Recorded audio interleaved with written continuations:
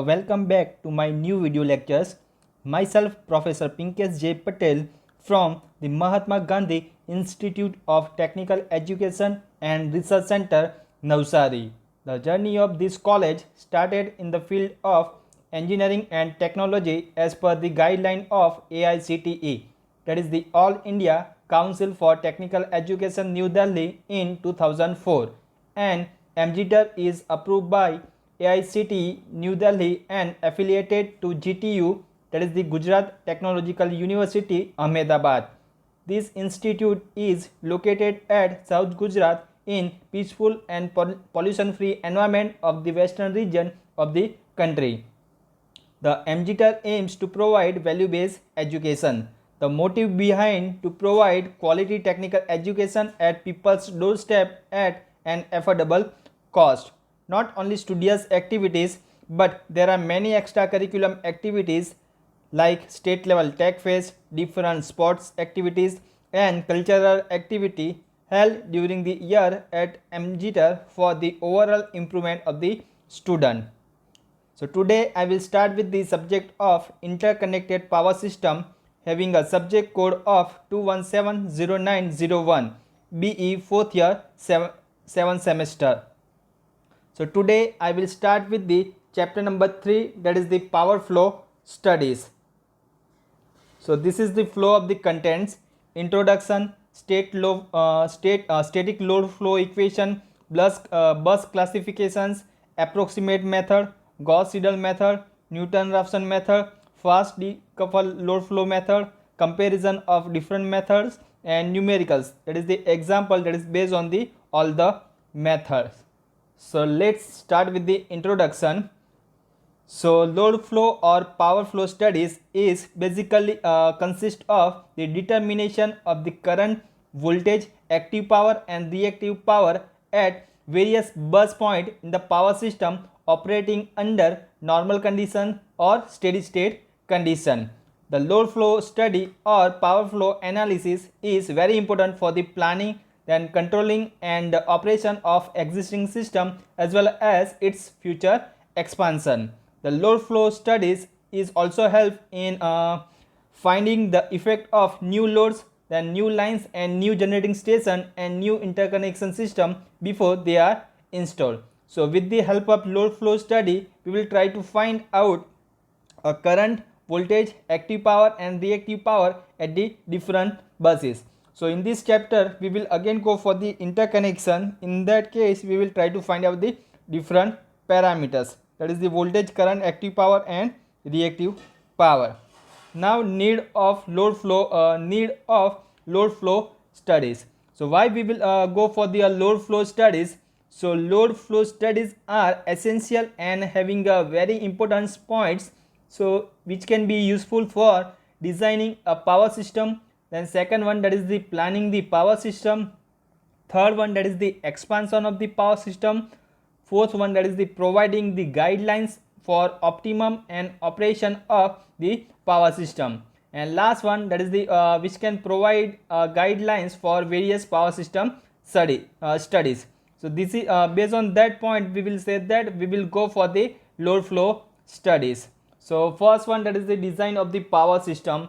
So if we will go for the power system consists of power generation, the transmission line and design distribution system. So load flow studies which can be useful for the design of power system. So we will say that which can be useful for the generation side, transmission side and distribution side also. Then planning a power system, how much load or what kind of parameter that is connected with the power system. So and what is the actual voltage level that or different parameter which is connected with the power system. So again which can be useful for the planning a power system. Then after expansion of the power system, so we will say that if our aim to go for the higher unit, so in that case again we will go for the expansion of the power system. Then providing guidelines for optimum operation of power system, so which can provide for the optimum operation of the power system. And last one, that is the provide guideline for the various power studies. So this is the need of the load flow studies. Now we will go for the static load flow equation. So this is one of the very most important theory for the load flow studies. Before started the whole part regarding to the load flow studies, it is very most important to learn about the static load flow equation. So let's start with the static load flow equation. So load flow studies that can provide a systematic mathematical approach to calculate the magnitude and the phase angle of the voltage at the buses, and also which can be useful for the active power and reactive power that is flow from the different bus condition. So there are following variables which can be associated with the each bus. First one, that is the magnitude of the voltage, which is indicated by the V. Then second one, that is the phase angle of the voltage, which is mentioned by the delta. Third one, that is the active power, which is mentioned by the P. Then fourth one, that is the reactive power, which is mentioned by Q. And last one, that so this is the four parameter that is very most important for the static load flow equation. The load flow problem can be solved with the help of load flow equation, that is the static load flow equation. So now we will start with the bus admittance matrix, that is already we have discussed inside the last lecture. So the bus admittance matrix is given by, for the three bus power system, that is equal to I1, I2, or we will say that is up to IN. Same way Y11, Y12, Y1n, and whatever the equation that is written over here, that is for the n bus. But if we will go for the 3 bus system and our aim to write down the equation for the 3 bus system, then having a equation of I1, I2 and I3, that is equal to Y11, Y12 and Y13, then Y21, Y22, then Y23, then Y31, Y32 and Y33. Same way having a value of voltages, that is the V1, V2 and V3, because already we know the equation for the admittance, that is equal to I is equal to YV. That is the general equation for the admittance. So in general equation for bus 1 can be written as Y11 V1 plus Y12 V2 plus Y13 V3, that is equal to I1. Same way we will go for the bus number 2 and bus number 3. So we will write the equation that is equal to Y21 V1 plus Y22 V2 plus Y23 V3, that is equal to I3. That is for the bus number 2. And same way we will go for the bus number 3. So having an equation of Y31 V1 plus Y32 V2 plus Y33 V3, that is equal to I3. So this is the equation for the bus number 2 and bus number 3. So in general we will write that equation, that is equal to II is equal to summation of Yik into Vk. Already we know the equation I is equal to y into V, but here we have assumed the parameter of, for the n terms or in general terms we will write II is equal to summation of Yik into Vk, where I and k is equal to, we will assume the value that is 1 to up to n times. So in the complex power injecting, so in terms of if we will go for the complex power which is injected by a generating source into the ith bus of the power system, that is given by SI is equal to VI into IR star, that is equal to PI plus JQI. This is the equation for the complex power, and I, that is for the complex conjugate, where I is equal to 1 to n times, where Vi is the bus voltage at the ith bus with respect to the ground, and II star is the source current injected into the bus. The load flow problem is entertained more conveniently either the use of II rather than the II star. So by taking the complex conjugate, we will get the equation of SI star, that is equal to Pi minus JQI, because already know the equation for the complex power which is given by SI is equal to VI SI is equal to VI II star. This is the equation for the complex power. But if we will try to take a complex conjugate, so we will write the equation SI star that is equal to PI minus JQI, that is equal to VI star that is equal to II, where I is equal to 1 to n times. So in that equation, just put the value of I, just put the value of II, that is equal to summation of Yik into Vk. So we will get the equation for the SI star that is equal to Pi minus JQi upon Vi star. So try to rearrange the equation. So we will get the equation for the II that is equal to II star that is equal to Pi plus JQi divided by V, that is this is based on this equation. But we will go for the I1. So we will get the equation of I1 is equal to Pi minus JQi divided by Vi star. So finally we will get the equation of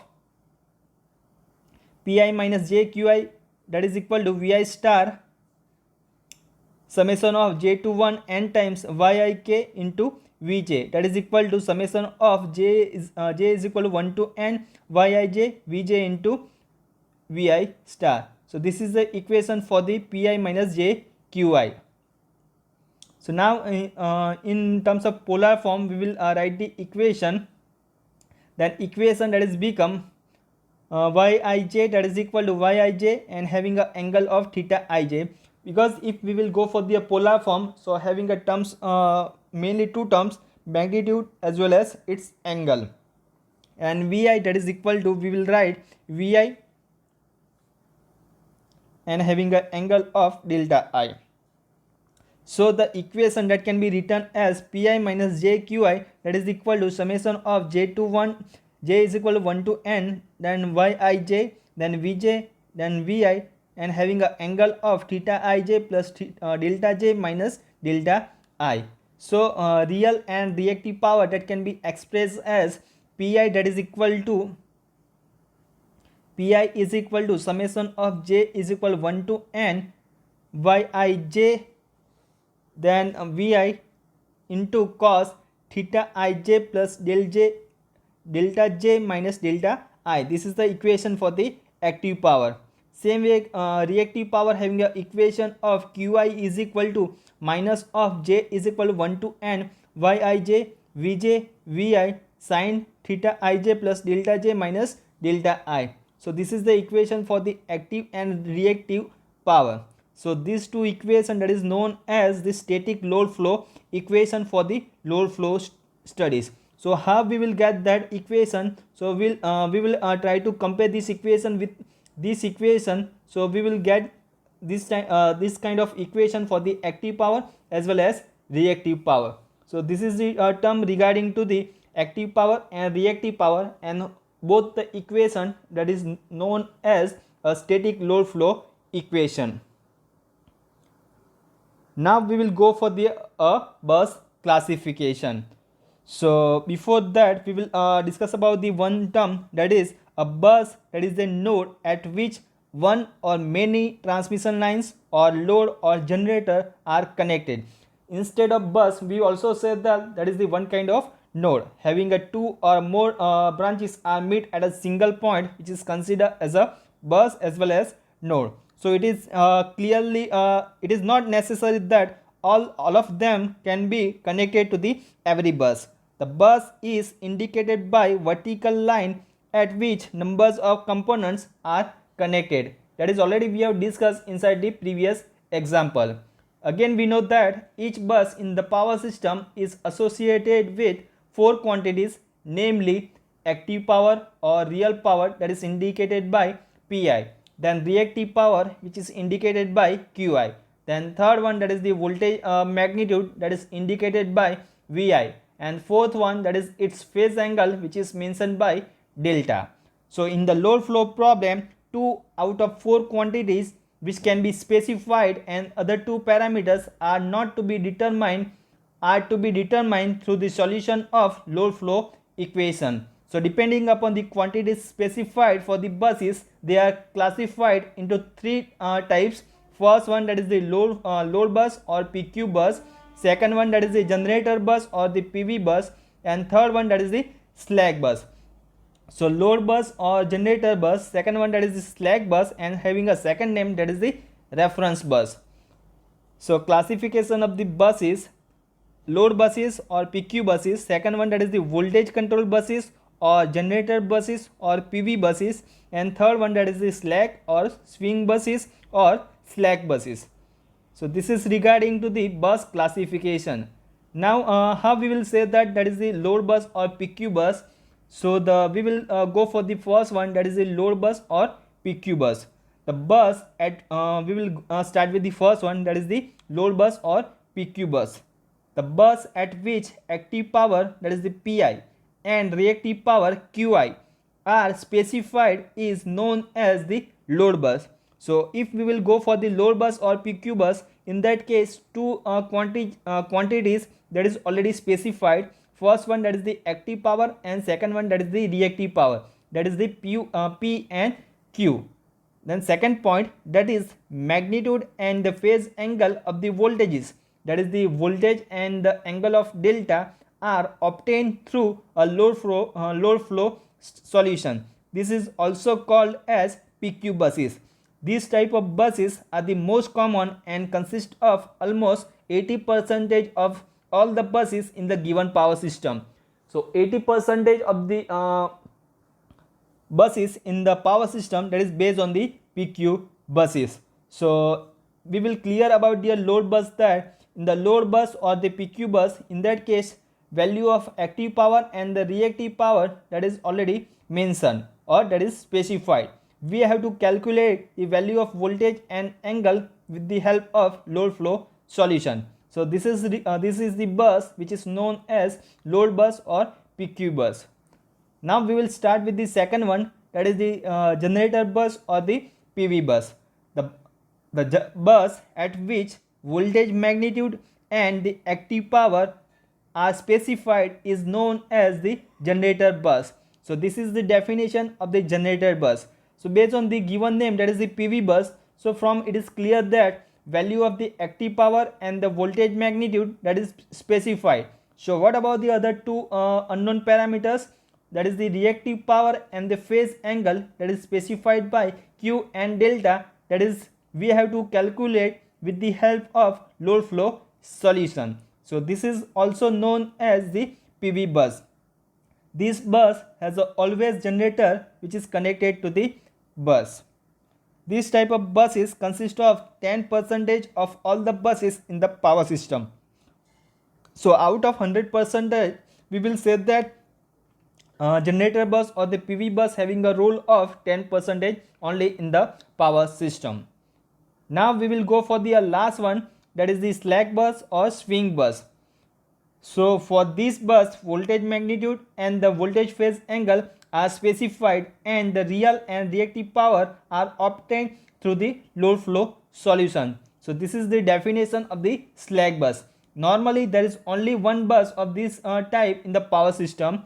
One generator bus is selected as the reference bus. So in the slack bus, the magnitude and the phase angle of the voltage is normally considered as a 1 magnitude and having an angle of 0 degree per unit.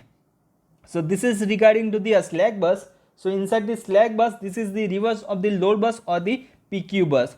So inside the slack bus, value of voltage and value of angle, that is mentioned. There is not any value of active power and reactive power that is given inside this slack bus. So value of reactive power and the active power and the reactive power, that we have to calculate with the help of load flow equation. So this is regarding to the classification of the bus. Now whatever we have discussed in the theoretical wise, that is already mentioned inside the table. So bus classification having a three system, that is the load bus or PQ bus, then generator bus or the PV bus, and third one, that is the slack bus.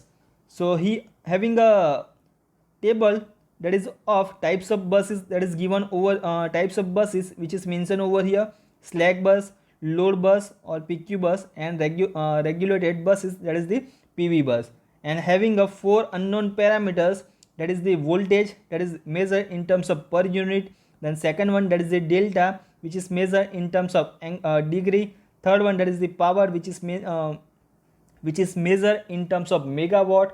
Fourth one, that is the Q, that is stand for the reactive power, which is measured in the form of watt, that is the volt ampere reactive. So having a unit of higher unit of megavolt ampere reactive, that is the MVAR. So let's start with the first one, that is the slack bus. So already in the theory portion we have discussed about the slack bus. So what are the quantities which can be specified for the slack bus? So here there is a two quantity that is specified for the slack bus, that is the voltage and the phase angle. Voltage and phase angle which is specified for the slack bus, whereas unknown parameter of P and Q, that is the active power and reactive power, that is the unknown inside the slack bus. So that we have to calculate it with the help of load flow solution. Now start with the second one, that is the load bus or PQ bus. So if we will go for the load bus or the PQ bus, so in that case there are two quantities which can be specified, that is already we have discussed based on the theoretical solution, theory wise. So value of the P and Q, that is the active power and reactive power, which is specified inside the load bus, whereas or load bus, or we will say that is the PQ bus. So how we will remember what are the quantities which can be specified inside the PQ bus? So having a name of PQ bus, so same way P and Q which is mentioned or specified inside the PQ bus. So what about your remaining two quantities, that is the voltage and the angle, that is the unknown inside the load bus or the PQ bus. So based on that we will say that if we will go for the load bus or the PQ bus, having two quantities which can be specified, that is the active power and reactive power, whereas value of the voltage magnitude and phase angle, that is unknown inside the load bus or the PQ bus. Now we will go for the third one, that is the regulated bus or the PV bus. So based on the given name PV bus, we will say that there are two quantities which can be specified inside the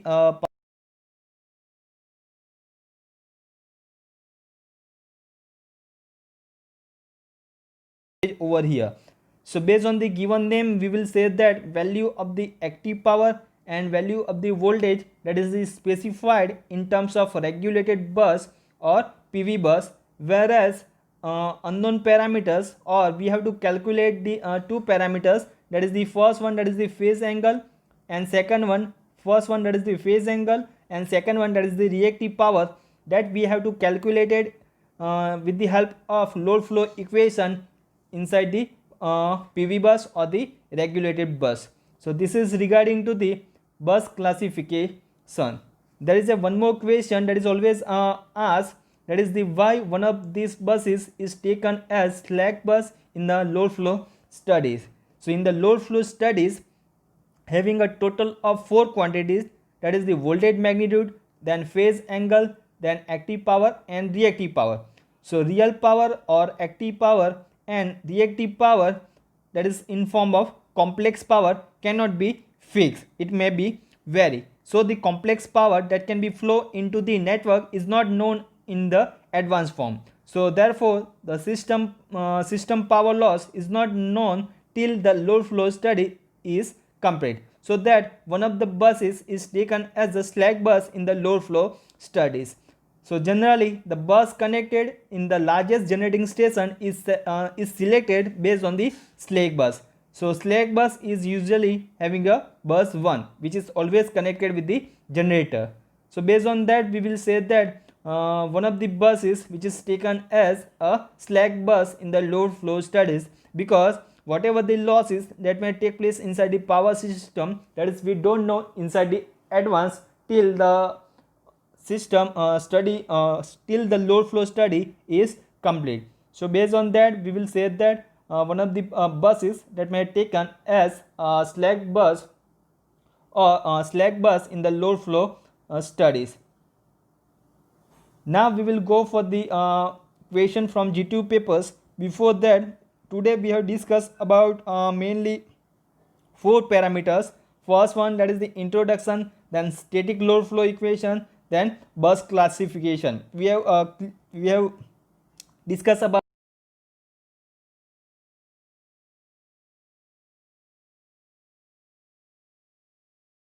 so static load flow equation, which can be useful, very useful for solving the load flow problem. That is the calculation of the any 2 parameters based on the given bus. Now we will go for the question from GTU papers. So there are many questions that should be asked inside the GTU exam from this chapter. So first one, that is the explain different types of buses in the power system, which can be asked inside the year of winter 2019 and having a marks of 4. Second one, that is the that is already we have discussed in the today's lecture. Second one, that is the what is the static load flow analysis. Write the equation of real and reactive power injected at ith bus in a general power system, which can be asked inside the year of winter 2019 in terms of 7 marks. So again, this question that is already we have discussed in the today's lecture. Third one, that is the give comparison between the Gauss-Seidel and Newton-Raphson method for load flow studies. Then when the generator bus is treated as a load bus, then why bus admittance matrix is used in the Gauss-Seidel method for instead of bus incidence matrix. Then explain the properties of Y bus matrix. Then state the assumptions made for the load flow studies and application of load flow studies. Then next one, that is the explain GS method with the help of flow chart.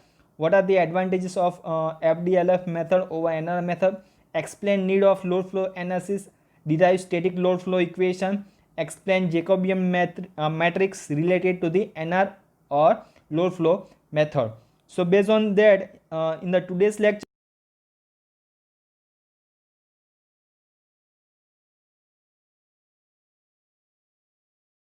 question number 10, that is the explain need of load flow analysis and derive the static load flow equation.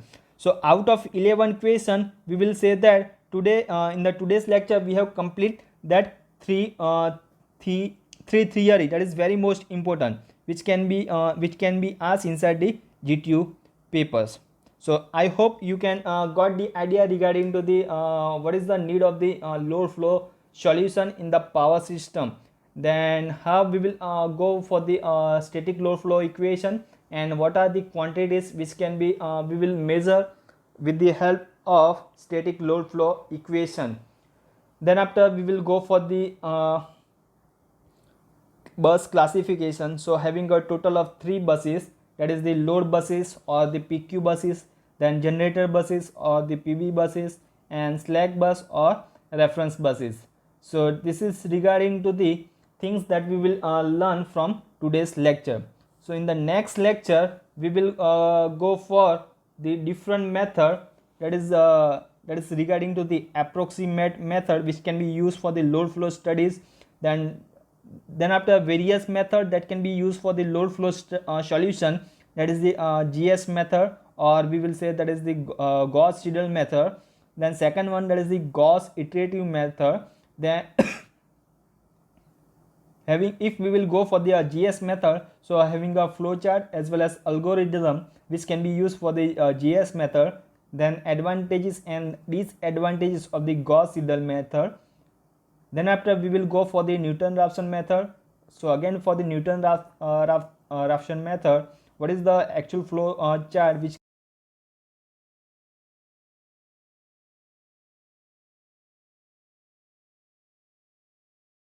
decoupled load flow method, then fast decoupled load flow method, then the comparison of the all the methods that may be a GS method or NR method which can be used. Then the advantages of the NR method also, then comparison of the decoupled load flow methods and the fast decoupled load flow method. So that we will discuss in the next lecture. Again having all the methods having an example which can be asked inside the GTU papers. So again that we will discuss in the next lecture. Then with the help of example we will get the exact idea how the calculation that may be take place inside the power system. So that we will discuss in the next lecture. So I hope you like this video. Thank you.